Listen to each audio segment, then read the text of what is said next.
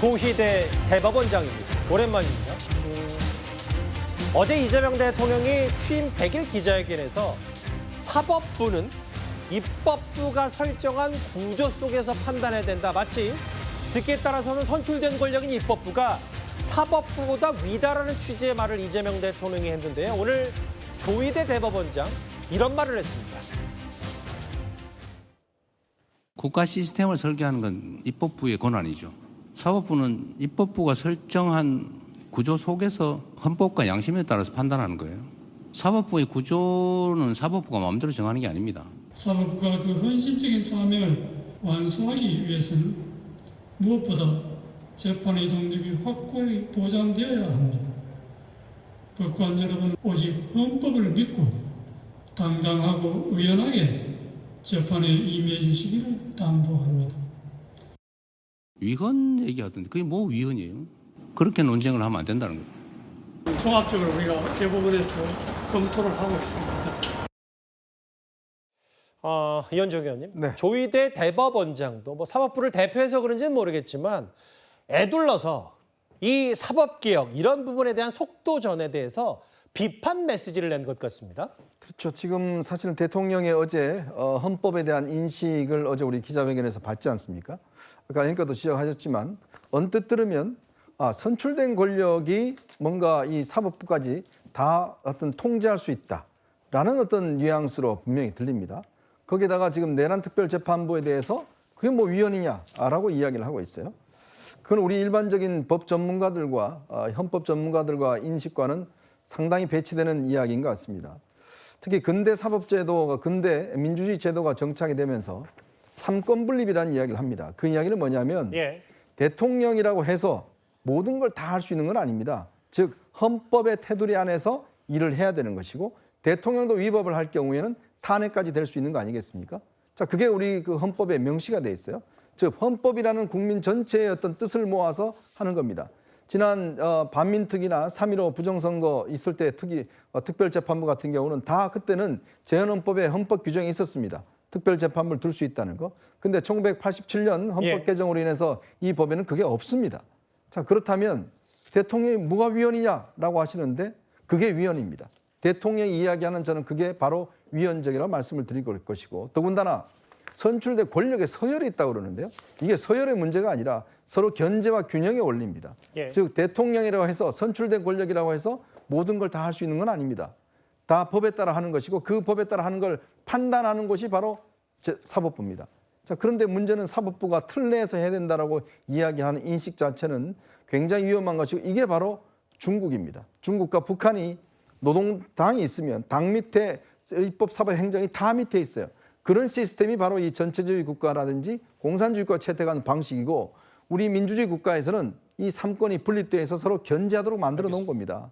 자, 그런 걸 대통령이 저렇게 일반적으로 툭툭 던지듯이 이야기하는 것 자체가 잘못됐기 때문에 조희대 대법원장이 그 위험성을 지적하고 있는 것 같습니다. 그러니까 이 부분에 바로 이제 반박은 아니더라도 사법부는 입법부가 설정한 구조 속에서 판단하는 거다. 이 발언에 많은 야권 인사들이 반발하고 있는데 박성민 비서관 생각은 어떠세요? 근데 일단은 지금 우리 헌법에 보면 판사는 대법관이 임명하고 대법원이 최종 심문한다 이렇게 되어 있지 않습니까? 근데 지금 민주당에서 추진하겠다고 하는 내란특별재판부 같은 경우에는 이 국회, 판사회의, 대한변호사협회 등이 추천을 하고 대법원장이 임명한 그 판사로 내란특별재판부를 구성하는 것이기 때문에 이 큰 틀의 시스템에서 보았을 때 위헌적이다라는 주장에 동의하기 어렵다라는 취지로 저는 이해를 했고요. 국민들로부터 이 위임받은 권한을 통해서 사법 체계에 대한 어느 정도 설계를 할 수 있는 권한 역시도 입법부에 분명히 존재하는 것이기 때문에 큰 틀에서 보았을 때 위헌 논쟁은 전 지금 상황에서는 불필요하다. 오히려 특별재판부가 왜 지금 상황에서 필요한지에 대해서 좀 더 논쟁이 이루어져야 되지 않나 싶습니다. 오늘 뭐 전국 대법관 회의도 있었고요. 조희대 대법원장도 침묵을 깼다. 근데 사실 두 사람 악연으로 좀 거슬러 올라가면 대선 직전에 이 대법원이 이재명 대통령 공직선거법 상고심 유죄 취지 파기환송했고 당시에도 이재명 당시 후보가 뭐라 그랬냐면 국민 뜻이 가장 중요하다고 했거든요. 이게 보면 모든 독재자들이 얘기할 때 말하는 게 가장 앞세우는 게 국민입니다.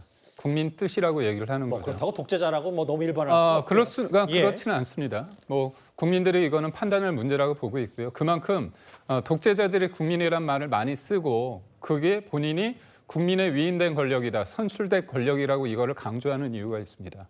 근데 저는 이재명 대통령께서 사법 리스크가 없다면 이런 얘기를 하지 않았을 거예요. 근데 본인이 지금 대통령이라서 재판이 중지됐습니다. 하지만 재판이 진행되면 빼박 소위 말해서 당연하게 공직선거법 허위사실 공표죄 관련해서는 대법원에서 유죄 판단으로 유죄 취지로 파기환송했기 때문에 이거는 대법원에서 확정 판결이 유죄로 나옵니다. 그렇다면 본인이 그 죄값을 치러야 되거든요. 그런데 지금 어떻습니까? 재판이 중지됐는데 나아가서 재판을 아예 없애기 위해서 공소 취소한다고 합니다. 그리고 대법원에서 유죄가 나올 가능성이 있으니까 대법관 수를 늘리려고 합니다. 예. 그리고 나아가서 대법원에서 확정 판결 나더라도 4심제를 통해서 헌재에서 또 그것을 뒤바꾸기 위한 어떤 그런 여러 가지의 장치를 만들려고 합니다. 그런 측면에서 봤을 때 이재명 대통령이 끊임없이 강조하는 거 국민 주권이란 이 얘기는 뭐냐면 결국 나는 국민이 뽑았기 때문에 나는 죄에 대해서 죄값을 치르지 않아도 된다는 것을 끊임없이 국민들에게서는 주입하고 있다고 봅니다. 장 변호사님, 준비된 시간이 20-30밖에 남지 않아서 실제로 어제 대통령은 내란 특별재판부가 위헌이 아니라고는 얘기했는데 법조계의 시각은 좀 다른 것 같아서요. 법조계에서는 위헌 여지가 있다라고 보시는 의견도 있을 수 있겠지만 저는 위헌 소지가 개인적으로 없다고 생각합니다. 이게 내란 특별재판부다 이렇게 지금 명명하고 있지만 사실 전담 재판부를 꾸리자는 것이고요.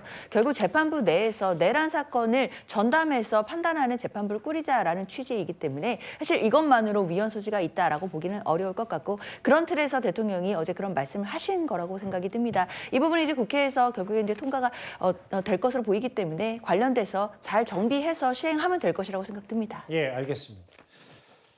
이 조희대 대법원장이 오늘 메시지 의미심장하다면 의미심장할 수 있을 겁니다. 저희가 준비한 1위였습니다.